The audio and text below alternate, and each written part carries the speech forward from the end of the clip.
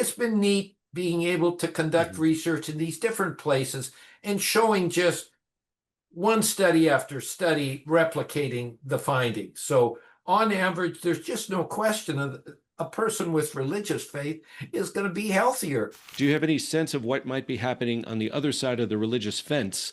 About a year ago, published a book called Spiritual Readiness, a guide for non-believers. And the points that are made in that book are simply that if a non-believer can have a positive belief system, a large social support network, and engage in healthy moral behaviors and do it regularly, that they're going to have similar benefits to those with a religious faith. Welcome to the Spirituality in Leadership podcast. I'm Andrew Cohn. Spirituality and Leadership is a platform for conversations with leaders at all levels about bringing our spiritual dimensions to our leadership, our teams, our workplaces, and all areas of our lives in order to achieve greater success and fulfillment and build and sustain healthier organizations. If you'd like to connect with me to talk further about these topics and or about individual or team coaching, leadership workshops, or team alignment, please go to my website, lighthouseteams.com. Enjoy the podcast. In this episode of the podcast, I speak with Harold Koenig, and Harold is one of the, if not the leading scholar for the past 4 decades on the academic connection between religion, spirituality, and health. And he has been ranked as the most published and cited author in the field. He's published 60 books over the past 40 years plus. And as you'll hear in the conversation, he makes this material remarkably accessible. He has a real passion about it, and he's a researcher that is quite passionate about sharing what he has learned and just making it easy to grasp. The conversation is a bit different than some of those others in this podcast that have really been focused on business, but he does touch on business leadership and how a certain connection to religion and religious beliefs can be helpful and, in fact, core to effective business leadership. He talks about that. He also talks about several of his books, including Spiritual Readiness, The Healing Power of Faith, and The Handbook of Religion and Health, the 3rd edition of which was published in 2024. He's a remarkable resource and I think a very interesting man, and I'm sure you'll enjoy the conversation. Welcome back to the Spirituality in Leadership podcast. I'm so happy to have with me today Dr. Harold Koenig from the Center for Spirituality, Theology and Health at beautiful Duke University in Durham, as well as some of his other work. I don't want to limit the introduction to that, and you'll talk more about this topic. But Dr. K, welcome to the podcast. Thank you, Andrew. It's a pleasure to be on. Thank you. You speak so often and so broadly and so expertly about this topic. I mean, you are really one of the global experts in the field of health, religion, spirituality, and health. This podcast, as you know, is about all of that and leadership, often about organizational leadership, but also personal leadership. I'd love to hear a little bit about your work, what you think our listeners might want to hear about the center, about the work that you do. I'm giving you, choose a runway, Dr. K. There's so much you could talk about. I'll start with our center. So we have a center called the Center for Spirituality, Theology and Health. And that center is designed to conduct research, train others to actually do research, and to educate on how to integrate spirituality into patient care. So that's our center here at Duke University. And my research has focused for about 4 decades on the connection between religion, spirituality, and health. So that's kind of it. I'm curious to know how, and take this wherever you may see fit, but how do you begin to talk with people about this connection between spirituality, religion, and health when they may see as, oh, that's something that's not really connected to my health? Where do you find to be the most effective connection points so that people who may be new to this can see how it matters? Well, I talk about the research. the research, the objective, scientific, peer-reviewed academic research that has examined this connection between religion, spirituality, and health in an objective manner. And the research from Duke University, from Harvard, from Johns Hopkins, from the best research universities in the world. So I'll start there. When that research is shared, is it part of your work and the work of the center to equip healthcare providers, community leaders, for example, and others to like, hey, take this research out, educate your particular constituents? Is that part of your work to outreach, community education, and the like? I imagine it probably is. Absolutely, Andrew. I do seminars, workshops 5, 6, 7 times a year where I train community leaders, healthcare professionals, clergy on these connections. And I encourage them to take this information out and to spread it around. So I do that a lot.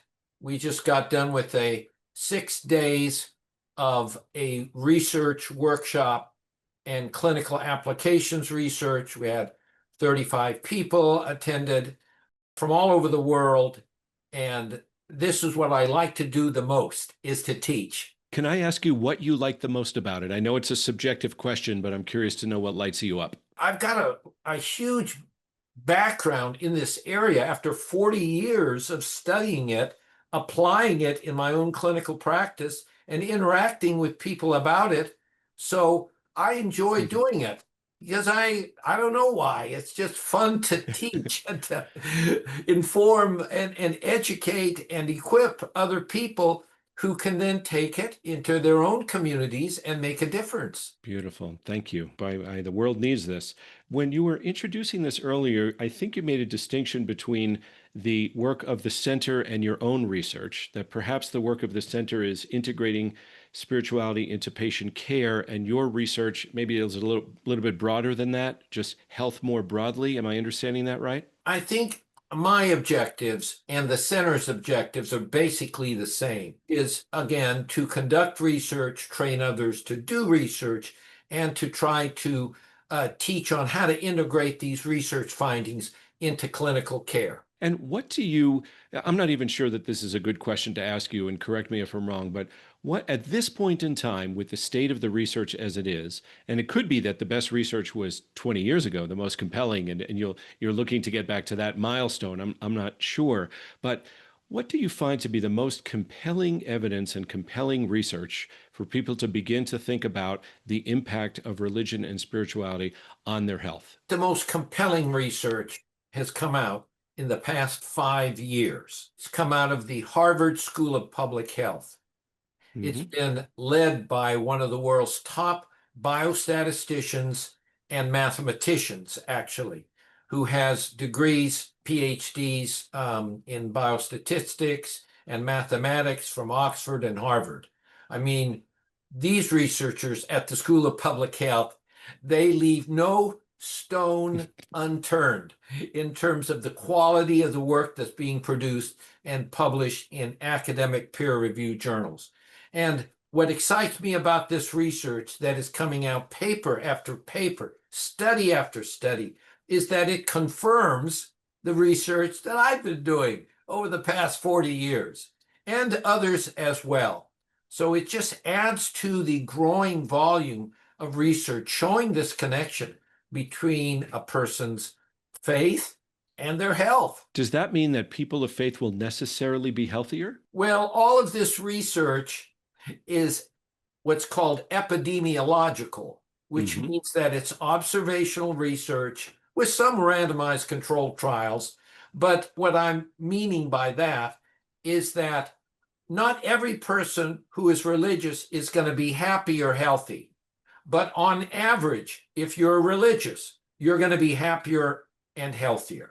And your research, to get underneath that, why would one be happier and healthier if they are religious? Well, because religious beliefs provide a sense of meaning and purpose in life. They help people to cope with stressors that we're experiencing every day. They affect a person's health behaviors. they enhance a person's social support, and through those various psychological, social, and behavioral mechanisms, they influence physical health and extend a person's longevity by anywhere between 7 and 14 years, depending on your racial background. And so is that what I would assume that that's not about a specific religious set of beliefs, but rather some set of beliefs, which perhaps is why you include the word spirituality, because it's not necessarily religion. Is that a fair assumption on my part? Well, it's about religion, but not about any specific religion. Mm-hmm. Although, 80% of this research has been done in Christian populations. So we know for sure that it applies in that particular religion. But research has also been done in Islam and Judaism and Hinduism and Buddhism, especially in Islam, is showing very similar findings that we find in Christianity. Wow, that's interesting. I would imagine that that research may be a little bit more recent. A That's an little assumption more on my part. Yeah, a little more research in Islam, and I've been able to do a lot of that research because over the last 10 to 15 years, I've gone to Saudi Arabia. I've been working with Iranian researchers, Chinese researchers in the western part of China that are largely Muslim. It's been neat being able to conduct Mhm. research in these different places and showing just one study after study replicating the findings. So on average, there's just no question of a person with religious faith is going to be healthier. They're going to live longer. They're going to be happier. They're going to have more friends. They're going to have better mental health. And they're going to behave themselves a little better. No drinking, smoking, careful attention to exercise, diet, drug use, all of those things seem to be on the positive side among those who are more religious. Interesting. And do you hear any resistance from people who may be not as religious and thinking, wait, what about us? Is it that the findings are different with other non-religious populations, or simply that the research hasn't been done with other, perhaps people of some other faiths who wouldn't call themselves religious? Or do you have any sense of what might be happening on the other side of the religious fence? I'm just curious to know what your perceptions are. And you'll probably answer very carefully because you're a researcher and I respect that. Well, I just about a year ago published a book called Spiritual Readiness, a guide for non-believers.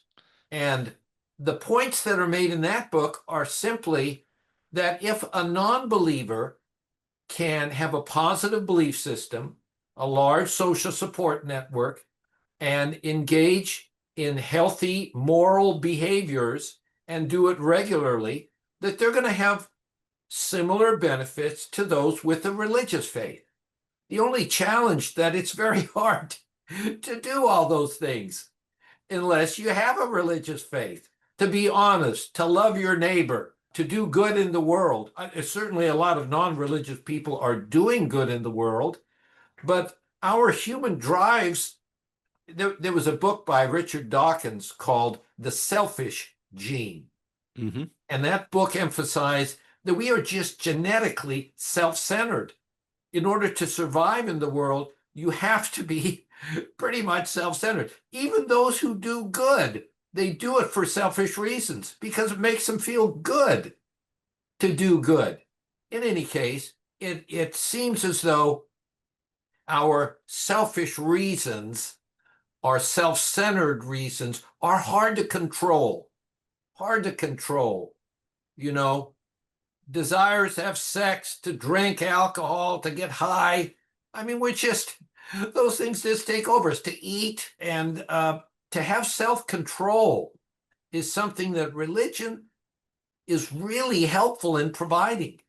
Because again, if a person's first priority in life is their religious faith, is their relationship with God, then that is going to help them control all of the other selfish drives that that cause them health problems. You've had the benefit, and you've talked about the joy of working with researchers in different parts of the world, et cetera. And I know that you have taught or perhaps continue to teach in the Middle East, for example. What is the level of interest and appetite? Are they as eager to do this research, and are their constituents or the people who may be attending their seminars and workshops, are they as keen to learn about this as we are over here in the U.S.? I'm curious to know how it may differ in different parts of the world. It depends on the religiosity of the country.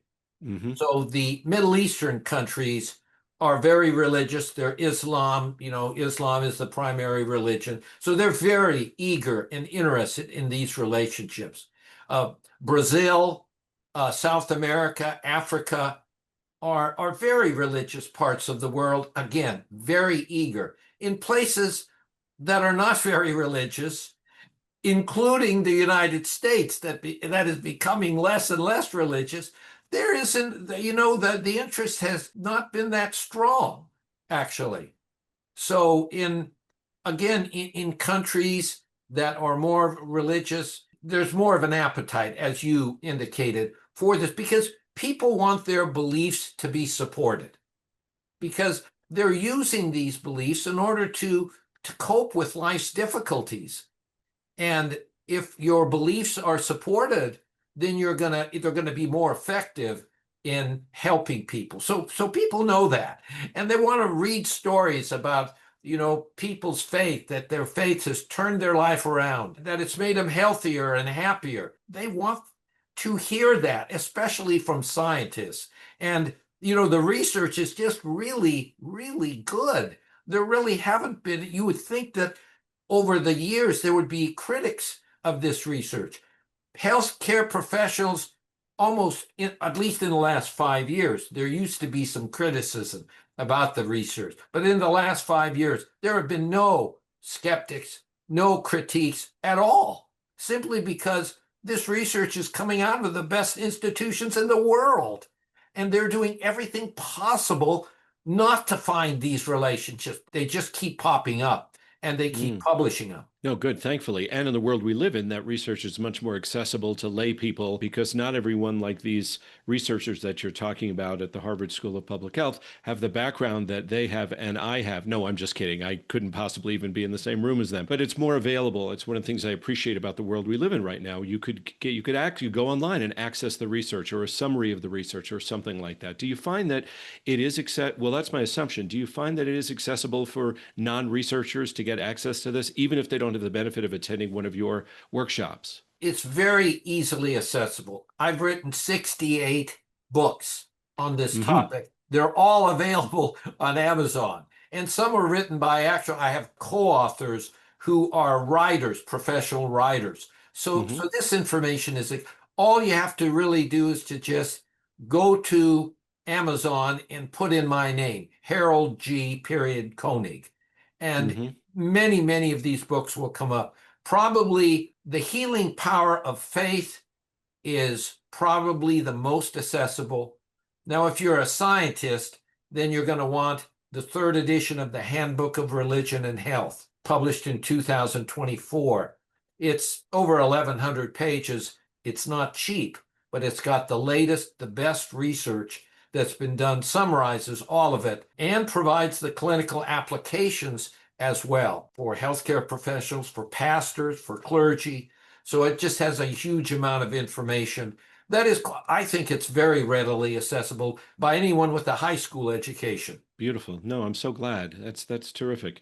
And do you also, a lot of the focus of this podcast has been around people in organizations, in businesses and corporations. How do we talk about meaning and faith and what matters most to us? Some people have talked about have talked about meaning and purpose, or what brings people alive, et cetera. And I appreciate what you said earlier about people want their beliefs to be supported. And a lot of what the conversations that we invite here are about how do we, for lack of a better term, de-dogmatize the conversation and say, well, no, what's important to you, regardless of its source? What's important to you, and how does it support you as a leader in this organization? And how can you be inclusive about it? Because there may be people with other beliefs, there probably are, but how do they feel that their beliefs are supported as well?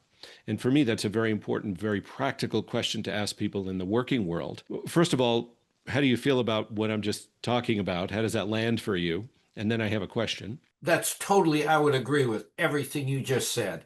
Hmm. Uh, I think that leaders who have a strong faith that gives them meaning and purpose, that drives the way they treat their employees and their Mm-hmm. colleagues, and they're inclusive of people with and without religious beliefs of all different kinds. I think those are going to be the best leaders. And actually, the research shows that people with a stronger religious faith are happier at work, are more productive, are just generally better workers, more responsible, more liked by their colleagues, as long as they're not pushing their religious faith on their colleagues, Mm-hmm. you know, Mm-hmm. and being more welcoming and kind and helpful than anything. Yeah, well, isn't that what it's all about at the core of, these faiths, of course. Have you worked, the answer to this question might be no, but I doubt it after 4 decades. Have you worked directly with people in the business world? And how do you speak in order to bridge the academic world and the perhaps religious focus of the research into a more broader, more universal pool of employees and people who lead organizations? How do you speak with business people about this? And maybe exactly the same as you do with people in hospitals. I'm not sure. I'm just asking. I think what you just said is correct, is that I generally speak to business leaders, and I haven't had a lot of opportunities really to speak with business leaders because, again, I'm a healthcare professional, and Mm, so it's healthcare professionals that I speak to. I don't change what I'm saying, whether it's to the public, whether it's to a church, whether it's to a group of colleagues at Duke University, whether it's grand rounds in psychiatry or in medicine. I basically just say what I say. I just basically mhm. say the same thing, which I go over the research, I lay out the logic, and I present the findings and discuss how they are useful for people in all different settings, whether you're sick, a healthcare professional, you're a patient, whether you're a business leader, whether you're a worker. It just applies to everybody. Because people are people. People are people. Exactly, Andrew. Hmm. Yeah, I'm curious to know, how have you seen healthcare? And again, my focus tends to be on leadership, healthcare leadership, and the people who are leading health organizations or even medical practices and groups. How have you seen them use this information and bring it to life? Yes, it's about patient education, but I wonder if there's also a piece about how is it used in terms of how we will operate as a hospital, how we will operate as a medical practice or a psychology practice or something. How have you seen them use this information? Because information is just information. We just pass it on. But how do we bring it to life and embody the information? Largely, most healthcare systems are simply ignoring the information. And they're ignoring it because to address a person's religious and spiritual life takes time. To, for example, uncover spiritual needs, to take a spiritual history with patients, it takes time. And healthcare professionals now don't have much time, and they're having less and less time, as we go on here. And so consequently, there is resistance by hospitals to do it because it doesn't take much time typically, but taking any time at all with this time crunch now for doctors and nurses and psychologists and mental health professionals to see a new patient every 10 minutes, how hospitals and many healthcare professionals are resistant. They basically ignore it. It's just faster to ignore it because they Mm, won't get sued if they ignore it. They're going to be sued if they miss something physical or don't do their duties that they've been required to do for most of the century. So it's largely ignored. Some About mm, 10% of doctors are regularly taking a spiritual history to just learn about the person's spiritual beliefs and the role that they play in their health care and any spiritual needs related to their health someone could address, like a chaplain or their own clergy. They just, they just don't do it. They're just too busy. Has that changed over the years? I imagine as healthcare has changed and become tighter and more, et cetera, it's become tougher to have this message received. Yeah, it's kind of there are two trends here. One is that healthcare professionals are learning more about the research and about the connections. Um, and then and so they're more likely to want to do it, but then they're having less and less time to do it. So that again, these trends of wanting perhaps to address spiritual needs, because maybe that's why they went into medicine or nursing as a calling, and yet their ability to do it is becoming more and more limited. And so given that, you're presenting them with this compelling information, it's not landing. And you could recognize objectively why it isn't, the pressures on healthcare providers, et cetera. Are you, if I dare ask this question, are you optimistic that that might change? Or do you have any thoughts about, is there any other way there may be some traction to get this material into the actual functioning of healthcare? I am optimistic simply because the research base is growing and growing. At some point, you can't ignore it anymore. I don't think that medical professionals, as scientists, many medical professionals consider themselves to be scientists. They practice based on the scientific literature. And at some point, it's just going to be part of good medicine. It's going to be providing holistic care that includes taking a very brief spiritual history to identify spiritual needs and get somebody referred to a chaplain. I think that is, despite the pressures on time, that is very slowly growing. It's not growing fast, and most of the time it's ignored, but it is very slowly. More and more healthcare professionals are being trained to do this because it's being included in medical schools now. So I'm optimistic. Good. I also wonder if there's a connection. This may be a subject for a part two of this conversation, but I also wonder if there's a connection between optimism and a strong religious belief. No doubt about Optimism that. itself, yes. No doubt about that. Our Mhm. recent review of the literature over the last 150 years shows that more than 80% of quantitative published academic studies are reporting that those who are more religious are more optimistic. They're more hopeful about the future, about pretty much everything about life. Because Mm. again, religion gives people meaning and purpose. Mhm. And, you know, uh, it gives them tools to deal with the things they're struggling with, like praying or being part of a faith community and getting the support of Mhm. others and giving support to others. All of this is, breeds optimism about the future and about life after this life. I mean, ultimately, we're all getting older. 100% of us are going to die. Well, what happens then? And if we believe that something positive or useful is going to happen, then obviously that has a big impact on of course, my outlook for sure. Absolutely. Yeah. Wow. So, where do people? I have some information that I will include in the introduction to this episode, just so you know, but where would you steer people who want to learn more about this?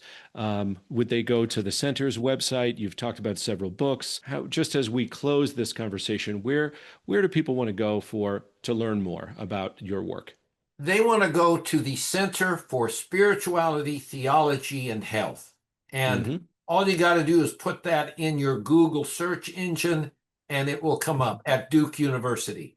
Hmm. And literally, the home page has all of the workshops and courses that we provide. There's a lot of free things on the website, including a free e-newsletter that you can get every month if you just sign up for it, that summarizes the latest research, the various teaching endeavors, the workshops, the seminars, even where you can get research to conduct this research, where you can get funding to conduct this research. So there's just lots of information in our e-newsletters called Crossroads, but go to our website. Everything is centered there. Well, and funding is its own can of worms right now in the world we're in. Well, thank you so much for your time. I hope that this was a little bit smoother for you than testimony before the U.S. Senate and other things that I know you've done. But I really appreciate your time and your openness and the way you easily speak about something, because I can imagine that it could be, after 4 decades of research, you could be so deep into the weeds. But I appreciate the way you talk about this so clearly and openly and just make it accessible, which I think is hopefully is really what it's all about. Thank you, Andrew. And I appreciate the questions that you asked, which really helped me to do that. And thank you. Thank you so much. Okay. Thank you, Dr. Koenig. Thank you for listening to Spirituality in Leadership. If you want to access this wealth of knowledge and insight on a regular basis, please subscribe to the show. Join the network of leaders who want to do and be better. You can go to the site spiritualityinleadership.com or your preferred podcast platform to catch all the episodes and learn more. Until next time, take good care of yourself.